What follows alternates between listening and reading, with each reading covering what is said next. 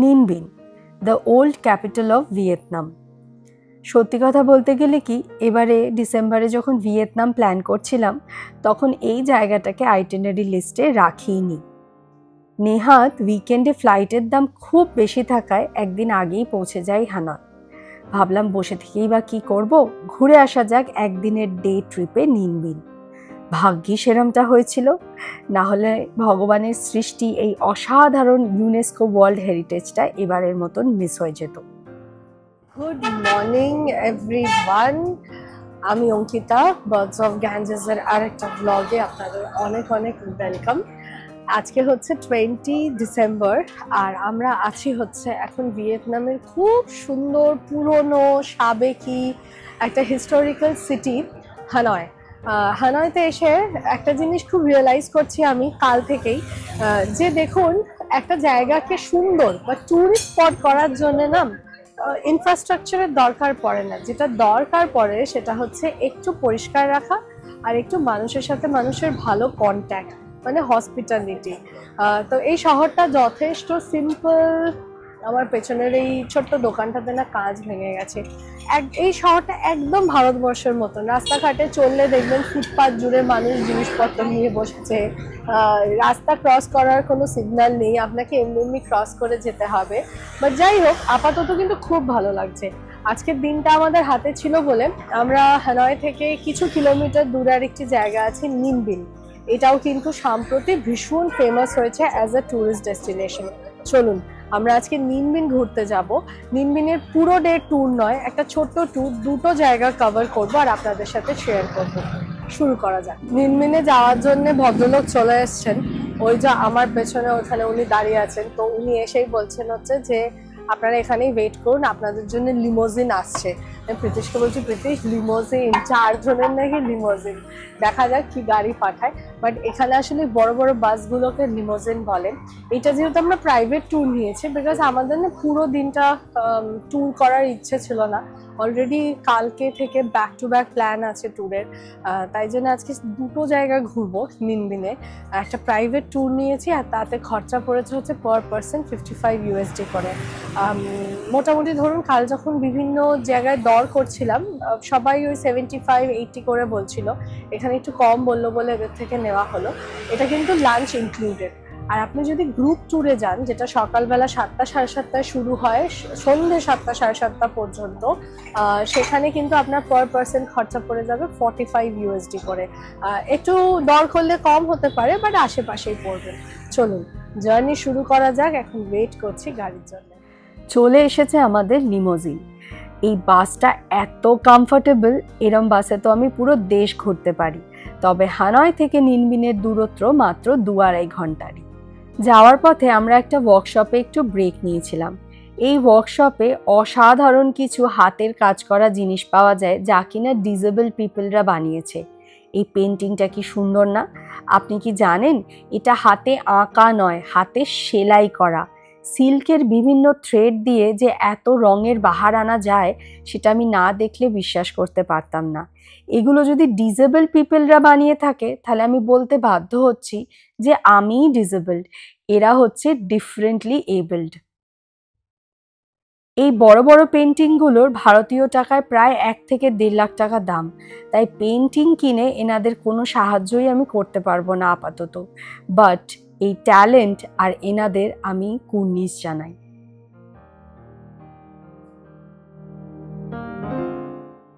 এই দোকানে আপনি এইরকম কিছু শোপিস এবং প্রচুর সুভেনিয়ার পাবেন।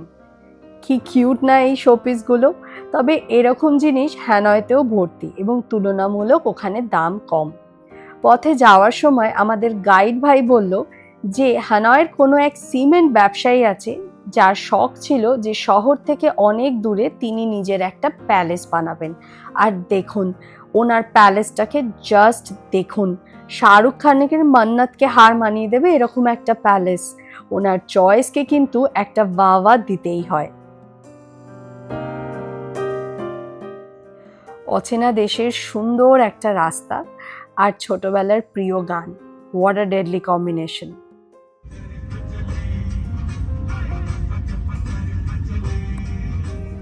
আমাদের যে গাইড ভাই আছে উনি বলছিলেন আস্তে আস্তে গাড়িতে যে ভিয়েতনামের না ম্যাক্সিমাম লোকজনের কোনো রিলিজিয়ন নেই, রিলিজিয়ন লেস হিউম্যানস। খুব অদ্ভুত ব্যাপারটা, বাট যাদের আর কি আছে টুকটাক তারা বুদ্ধিজম ফলো করে। তো উনি জিজ্ঞেস করছিলেন যে বুদ্ধিজম তো ইন্ডিয়া থেকে শুরু হয়েছিল কিন্তু তারপরে স্প্রেড করেছে ইন্ডিয়ার বাইরে বেশি। হ্যাঁ আর কি, চায়না সাউথ ইস্ট এশিয়ান লোকজনেরা বুদ্ধিস্টটা বেশি ফলো করেন। উনি আরো বললেন হচ্ছে যে এখানে প্রচুর রাইস ফিল্ডস আছে এবং মহিলাদেরকে ভগবান হিসেবে পুজো করা হয় ম্যাক্সিমাম। একজন ভগবান, একজন মহিলা গড হেভেনকে রিপ্রেজেন্ট করে, একজন রিপ্রেজেন্ট করে ওয়াটারকে, আর একজন হচ্ছে ল্যান্ড অ্যান্ড আর্থ অ্যান্ড জঙ্গল এইসবকে রিপ্রেজেন্ট করে। তা আমিও বললাম যে হ্যাঁ আমাদের ওখানেও প্রচুর মহিলা গড আছে, আমাদের অবশ্য পুরুষ গডও প্রচুর। তো সেইখান থেকে আর কি রিলিজিয়নের কথাটা উঠে এলো। চলুন আমরা এখন যাচ্ছি হচ্ছে মাউন্টেন ক্লাইম্ব করতে। তো এখন চললাম আমরা হ্যাংমোয়া কেভ ক্লাইম্ব করতে। ইন্টারনেটে বলা আছে 600টা সিঁড়ি আছে, এখানে কেউ কেউ বলছে হচ্ছে 400টা, কেউ বলছে আবার 200টা। আমার মনে হচ্ছে 600টাই ঠিক হবে। চলুন ওঠা যাক। এই পাহাড়টা পুরোটাই সিঁড়ি সিঁড়ি করা, শুরু হচ্ছে কেভস। আমরা ওঠা শুরু করব। Earlier the guide said 200 steps, then 400, and online it's 600. I will count for you. হ্যাঁ আচ্ছা, পোকো কাউন্ট করবে কতগুলো স্টেপস আছে। চলুন উঠতে শুরু করি। আমার আবার হাঁটুতে ভীষণ ব্যথা, তাই উঠতে কষ্টই হবে। শুরু করা যাক। একটি এন্টায়ার পাহাড়কে কেটে এবড়ো খেবড়ো সিঁড়ি বানিয়ে দেওয়া হয়েছে। অ্যান্ড ডেফিনেটলি এটা আজকের নয়, শয় শয় বছর আগে ত্রান ডাইনেস্টির কোনো এক রাজার তৈরি করা মুয়া কেভ। যেহেতু খাঁকা করছে রোদ্দুর, তাই উঠতে প্রচণ্ড গরম লাগছে আর কষ্টও হচ্ছে। একটা জলের বোতল রাখা কিন্তু মাস্ট। 600-650টা সিঁড়ি, আমার তো এমনি প্রচন্ড হিমোগ্লোবিন কম, হাত ধরে। Until now we've come at 365 steps. তার মধ্যে ঠান্ডা লেগেছে, তাই উঠতে কথা বলতে বলতে উঠতে খুব কষ্ট হচ্ছে, but it's okay, worth it. It's been 365 steps. এখন মাত্র 365 উঠেছি।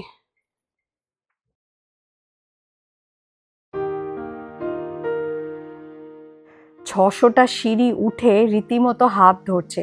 ওপর থেকে কিন্তু নিচের শহরটাকে বেশ সুন্দর দেখতে লাগছে।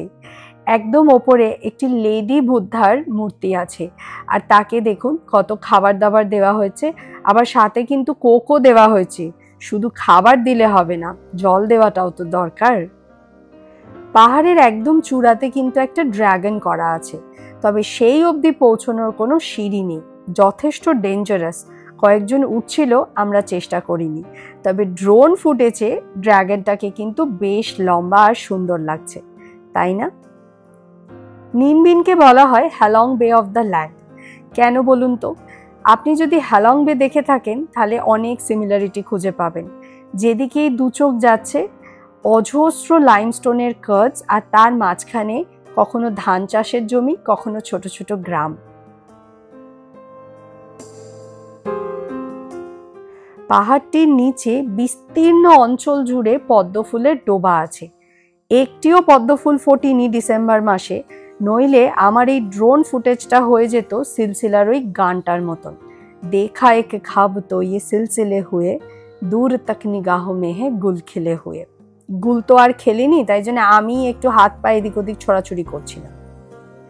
ব্রেকফাস্টে যা খেয়ে বেরিয়েছিলাম, মুয়া কেভ উঠতে গিয়ে কিন্তু সব খরচা হয়ে গেছে। পেটে এখন ছুঁচো ডন মারছে। যেরকম আগে বলেছিলাম আমাদের এই প্যাকেজটার মধ্যে খাবার ইনক্লুডেড, মানে লাঞ্চ। তো এই জায়গাটাতে নিয়ে এসছে, এটা প্রনাউন্স করতে পারছি না, না হং মিন কোয়া, ওই টিকিওয়ালা ওয়ার্ডগুলো কিরমভাবে প্রনাউন্স করে ঠিক জানি না, তাই হয়তো ভুলই প্রনাউন্স করছি। বাট এই জায়গাটা খুব সুন্দর, দেখুন গাছ গাছালি, ওইদিকে পাহাড়, এদিকে প্রচুর গাছ টাছ রয়েছে। এখানে কয়েকটা গাড়ি দাঁড়িয়ে রয়েছে। আর প্রচুর সাইকেল দাঁড়িয়ে রয়েছে। অ্যাকচুয়ালি না, আপনি এই মুয়া কেভ বা নিনবিনের এখানটাতে এসে এখান থেকে সাইকেল নিয়ে পুরো শহরটাকে সাইকেল করে ঘুরতে পারেন। আমরা সেটা করছি না, কারণ খুব অবভিয়াস রিজন, আমি সাইকেল চালাতে পারি না ভালো করে। বাকি তিনজন কিন্তু দারুণ পারে, প্রীতিশ, পকু আর জাগৃতি। তাই আমাদের জন্যেই এবারের মতন আর সাইকেল রাইডটা হলো না। চলুন, সব বাফে, স্বাভাবিক বাফেই হবে। এই দেখো, এখানে ফা বানানোর জিনিসপত্র আছে, ওই যে রাইস নুডলসটা রয়েছে, সবজি ফবজি রয়েছে, পিনাটস আছে, ব্রেড আছে। এবার আপনি এইসব দিয়ে একটা স্যুপ টুপ বানিয়ে ফেলতে পারেন, যেটাকেই এরা ফা বলে। খাবার কিন্তু খুব একটা ভালো ছিল না, তাই আমি রেকমেন্ড করব ট্যুর বুক করার সময় লাঞ্চ বাদ দিয়ে নেগোশিয়েট করবেন। খেয়ে দিয়ে 30 মিনিটের মধ্যেই পৌঁছে গেলাম হচ্ছে ত্রান রিভারের বোটিং করতে। এই জায়গাটাই হলো ইউনেস্কো ওয়ার্ল্ড হেরিটেজ। আমরা বোটে উঠবো, এই যে পেছনে বোটগুলো। এবার প্রচুর রাউট আছে এখানে। হ্যাঁ, রুট 3টা হচ্ছে মনে হয় সবচেয়ে ছোট। আমাদের রুট 4 এর টিকিট কেটেছে, কিছু বুঝলাম না এইসব ব্যাপারে। ও বললো হচ্ছে যে রুট 4 এর টিকিট, তো আমরা রুট 4 এ যাচ্ছি। এখন জাগৃতি আর প্রত্যেক একটু গুগল করে দেখছে যে কোন রুটটা অ্যাকচুয়ালি বেটার। মানে আমাদের কাটলো না তো, আমাদেরকে মুরগি বানানো না কিনা, আমরা সেটাই দেখার চেষ্টা করছি। বাট যাকে টিকিট তখন কাটা হয়ে গেছে, রুট 4 এই যাবো। খুব সুন্দর জায়গা, মানে এই যে বোটগুলো এখান থেকে যাচ্ছে, কি ভালোই না লাগছে। চলুন, উঠে কিন্তু হেভি অ্যাডভেঞ্চার হবে। পরে খোঁজ নিয়ে জানলাম এরম রুট স্পেসিফিক কোনো টিকিট নেই, আমি যেটা চুজ করব সেটাতেই যেতে পারবো। তাই আমরা এখন যাচ্ছি রুট 2, কারণ সেটাই নাকি সবচেয়ে সিনিক। আমরা আলটিমেটলি রুট 2 নিয়েছি বলে টোলে। রুট 2 হচ্ছে 3 ঘন্টা। 3 ঘন্টা এখন এই ছোট্ট বোটটার মধ্যে যেতে হবে, বাট বেশ ভালোই লাগছে। দিল কে কাহানি ইয়া হ্যায় মোহব্বত ইয়া হ্যায় জওয়ানি। নিনমিনের এত সুন্দর সুন্দর জায়গা দেখে পাক্কা আমার ওপর অমিতাভ বচ্চন ভর করেছে। কখনো দেখা এক খাব তো ইয়ে, কখনো আবার দো লফজো কি হ্যায়, এসবই গান মনে পড়ছে। ত্রান রিভারের এই ইকোসিস্টেমটার মধ্যে আছে জল, প্রচুর ছোট ছোট কেভস, আর জায়গায় জায়গায় বুদ্ধিস্ট মনাস্ট্রি আর পাগোডাস। কি যে বলি এই জায়গাটাকে নিয়ে, স্পিড বোর্ডের আওয়াজ নেই, বাস ট্রামের হর্ন নেই, অযথা ডিস্কো গান নেই। এত স্নিগ্ধ শান্ত পরিবেশ যে নিজেদের সাথেও কথা বলতে ইচ্ছে করছে না। মনে হচ্ছে শুধু দু চোখ ভরে জায়গাটাকে দেখে যাই, আর এই অসাধারণ মুহূর্তগুলোকে নিজের মেমোরিজের মধ্যে ক্যামেরা বন্দি করে নিই।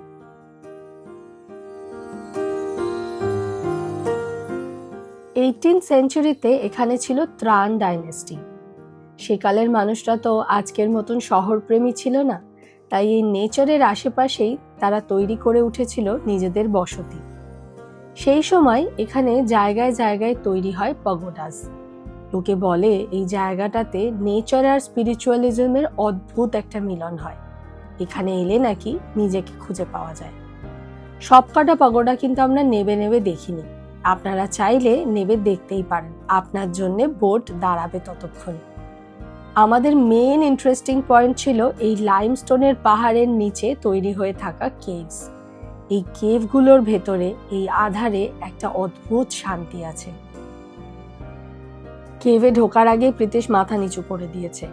ইনফ্যাক্ট ঢোকার সময় আমাদের সবাইরই মনে হচ্ছিল যে এই হয়তো এবার মাথাটা ঢক করে ঠেকে যাবে। পকুকে তো জোর করেই মাথা নিচু করিয়ে দিয়েছিলাম আমরা।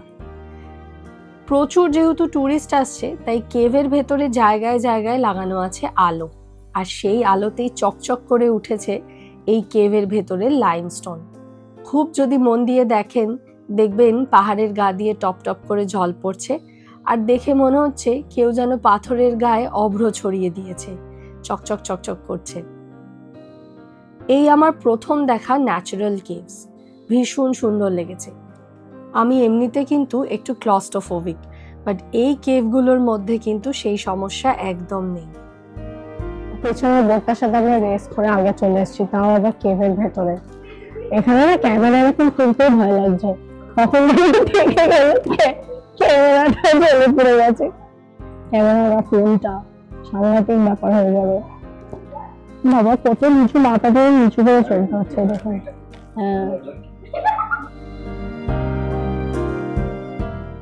সামহাও কেভের ভেতরে আমার মাইকটা ঠিকঠাক কাজ করছিল না, তাই ভয়েসটা একটু বিগড়ে গেছে, তার জন্যে সরি। এই গুহ থেকে বেরোনোর মুহূর্তটা না আমার সবচেয়ে ভালো লেগেছে। কিরকম মনে হচ্ছিল যে সমস্ত অন্ধকার ঘুচে গিয়ে একটা আলোয় এসে পড়লাম।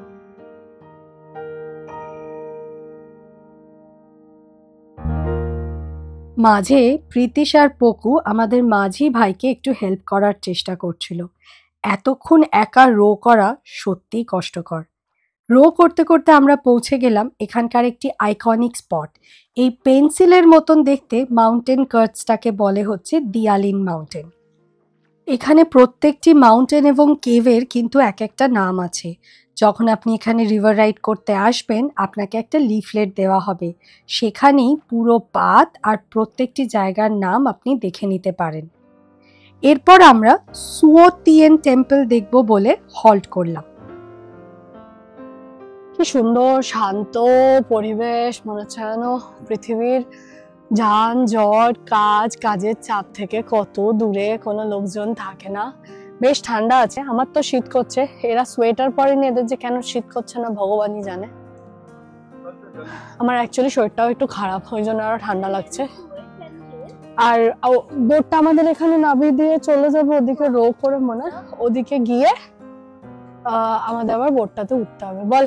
Okay, so we are in here. হ্যাঁ, This temple. You can go Dara. for a detour and go to this one. This temple. You can go for detour. হ্যাঁ, এই টেম্পলটাতে আছি আমরা, এখান থেকে এটাতেও যেতে পারি, নাহলে ফেরত চলে আসতে হবে। আমার এত অবাক লাগে, আমাদের দেশ থেকে শুরু হওয়া একটা রিলিজিয়ন বিদেশে এত বেশি ফেমাস হয়েছে আর এত বেশি মানুষ এটাকে মানে, অথচ হয়তো আমাদের দেশে জায়গা করে নিতে পারিনি। ঘরগুলো দেখুন, ওখানে ছোট ছোট কুঁড়ে ঘর আছে, রীতিমতো লোকজন এসে কিন্তু এখানে থাকতে পারে। গরমকালে আমি শিওর এই জায়গাটা খুব প্লেজেন্ট হবে। এখন তো ঠান্ডা, তাই জন্য শীত করছে। পাগোডাটা ভেতরে ভীষণ সুন্দর, ফটোগ্রাফি বারণ, তাই জন্য ভেতরে আর ছবি তুললাম না। যতই হোক ভগবানের জায়গা, রুল ব্রেক করা উচিত নয়। তাই ডেফিনেটলি যদি এখানে আসেন, এই জায়গাটা কিন্তু মাস্ট ভিজিট। খুব ভালো, মানে একটা এত সুকুন, একটা শান্তি না ভেতরে ঢুকে, যে মনে হচ্ছিল যে চুপচাপ এখানে বসে থাকি কিছুক্ষণ।